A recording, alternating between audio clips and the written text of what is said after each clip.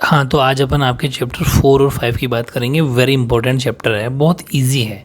इसके मैं आपको इंपॉर्टेंट क्वेश्चन लगा के दे रहा हूँ। देखो, इंपॉर्टेंट क्वेश्चन का मतलब क्या होता है कि जितने भी टाइप के क्वेश्चन एग्जाम के अंदर बन सकते हैं, क्योंकि मैथ्स है, रट तो सकते नहीं। तो इन जितने भी क्वेश्चन आपके बन सकते हैं वो सारे मैंने मेहनत करके आपको एक पूरे कलेक्शन करके दे दिया है। बस इनको एक बार अच्छे से देख जाना, तो एग्ज़ाम में मोस्टली क्वेश्चन आपके इसी में से आएंगे। डिट्टो वर्ड नहीं आते, लेकिन हो सकता है कि कोई मतलब चेंज हो जाए, बाकी एज इट इज़ यही आने, क्योंकि नंबर तो चेंज हो सकते हैं, मैथ्स है।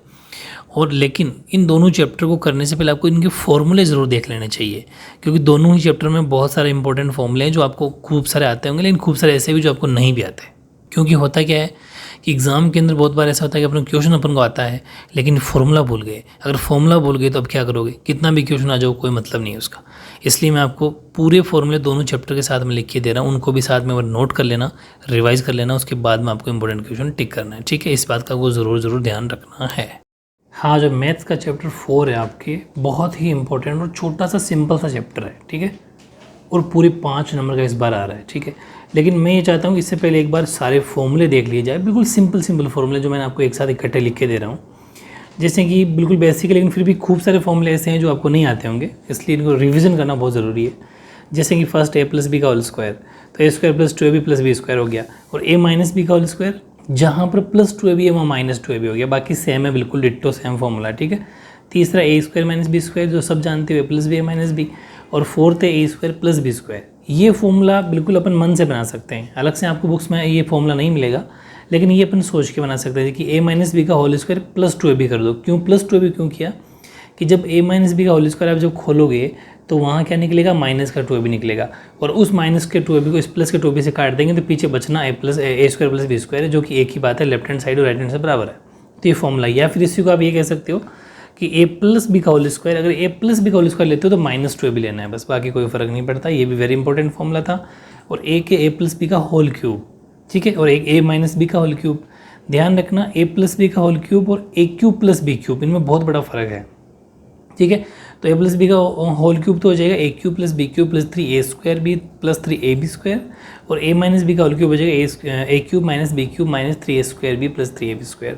ऐसे ही a³ + b³ नीचे वाला, उसमें a + b a²। जहाँ पर इसमें देखो नीचे वाले जो a³ + b³ और a³ - b³ है, इनमें आपको ट्रिक बताता हूँ याद करने की, कि a + b स्टार्टिंग में वो तो जो फॉर्मूला के अंदर प्लस है वही प्लस लग गया, नीचे वाले में a - b। ठीक है, क्योंकि फॉर्मूले माइनस है तो माइनस लग गया। अब ब्रैकेट की जो आगे वाला ब्रैकेट है वहाँ देखो a² + b² - ab का मतलब ये है कि जहाँ पर a³ + b³ था वहाँ -ab हो गया, और जहाँ पर a³ - b³ +ab हो गया। दोनों फॉर्मूले पर एक बार आप नोटिस करो कि जहाँ फॉर्मूला माइनस वाला है वहाँ ab+ का हो रहा है, और जहाँ फॉर्मूला प्लस का है वहाँ ab- का हो रहा है। इस चीज़ को बिल्कुल दिमाग में फिट कर लेना, ये कन्फ्यूज़न हो जाएगा वरना। ठीक है, और एक फॉर्मूला होता है जो आपने 8th 9th क्लास में पढ़ा होगा, a + b + c का होल स्क्वायर। ठीक है, तीनों का होल स्क्वायर, जो बिल्कुल सिंपल है, a² + b² + c² + 2ab + 2bc + 2c है। ठीक है, ये सिंपल सा फॉर्मूला था। और एक इसी चैप्टर में आपके काम आएगा आयत का क्षेत्रफल, एरिया ऑफ रेक्टेंगल, जो लेंथ इंटू ब्रेथ होता है, l × b शॉर्ट में लिखा है मैंने, लंबाई इंटू चौड़ाई। और पैरामीटर ऑफ रेक्टेंगल भी आपके काम आएगा, यानी कि आयत का परिमाप आएगा, जिसका फॉर्मूला होता है 12 + b, यानी कि 2 लंबाई प्लस चौड़ाई। और एक आपके फॉर्मूला काम आएगा समय, यानी कि टाइम का, दूरी बटा 4, डिस्टेंस और स्पीड। ठीक है, ये फॉर्मूला भी आपके काम आना है। और फिर जो मैंने ये गोले में बंद किए हैं, वेरी इंपॉर्टेंट है, ये भी इसी चैप्टर में काम आएंगे। एक तो द्विघाती सूत्र, क्वाड्रेटिक फॉर्मूला, जो आप सबको आई थिंक याद होगा, -b + -√b² - 4ac/2 है। एक बार अच्छे से रिविजन कर लेना। और ये जो 3 बॉक्स बनाए मैंने, वैसे ये मैंने चैप्टर बहुत ही शानदार तरीके से आपको पढ़ा रखा है, तो वहाँ पर भी मैंने बोर्ड के ऊपर ये बना रखा है, ये वाला चार्ट, लेकिन फिर भी एक बार देख लो। b² - 4ac बराबर अगर 0 हो तो मूल बराबर होंगे, वास्तविक होंगे, यानी कि रूट्स इक्वल और रियल होंगे, और वो कोइंसिडेंट भी होंगे, मतलब संगत भी होंगे। और यही अगर ऐसा हो कि b² - 4ac अगर वो ग्रेटर देन हो 0 से, तो मूल भिन्न होंगे, रूट डिस्टिंक्ट होंगे, मतलब दोनों आंसर तो आएंगे, लेकिन वो दोनों ही मूल जो होंगे भिन्न होंगे, दोनों डिफरेंट आंसर आएंगे।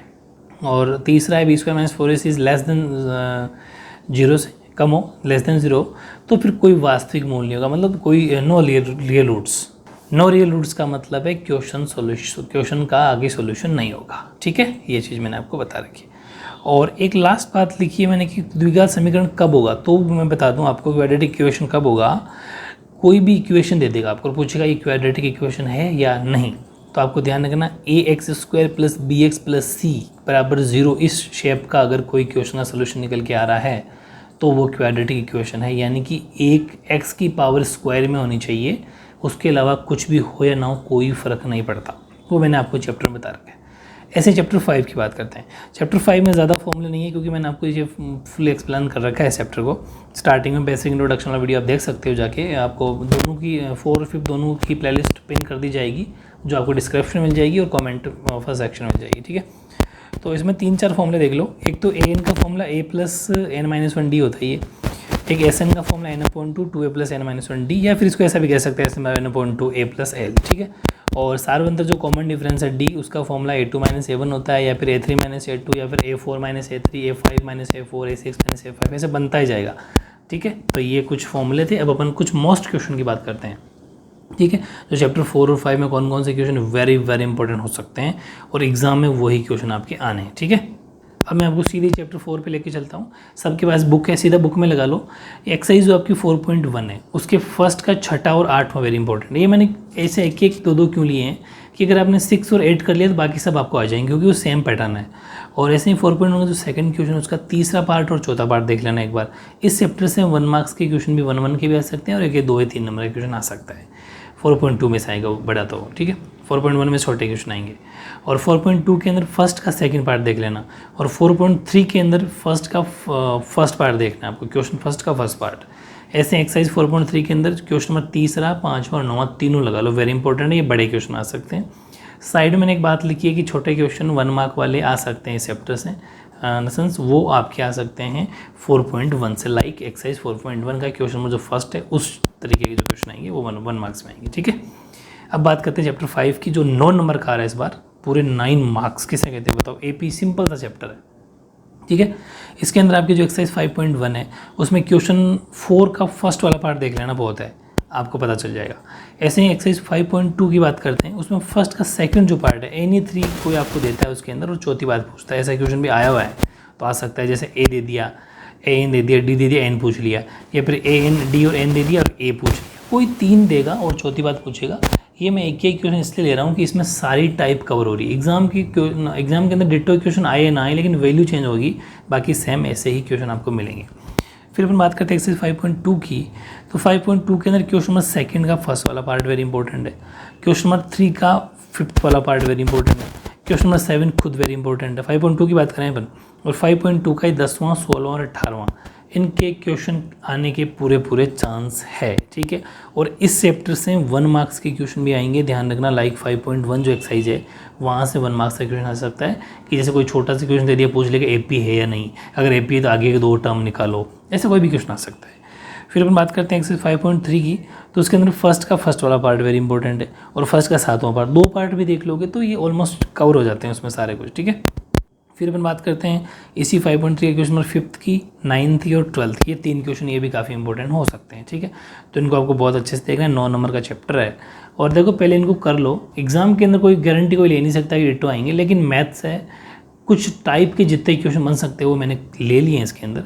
अच्छे से एक बार अगर देख लोगे इन क्वेश्चन से बाहर जहाँ तक नहीं जाने चाहिए, और थोड़े फॉर्मूले अच्छे से मजबूत कर लेना, थोड़ा कॉमन सेंस होता है कि मैथ को रट तो सकते नहीं, अगर आपने समझी है तो फिर कोई दिक्कत आपके आने वाली नहीं है, ठीक है। तो इसलिए आपके एग्ज़ाम की ऑल द बेस्ट। ओके।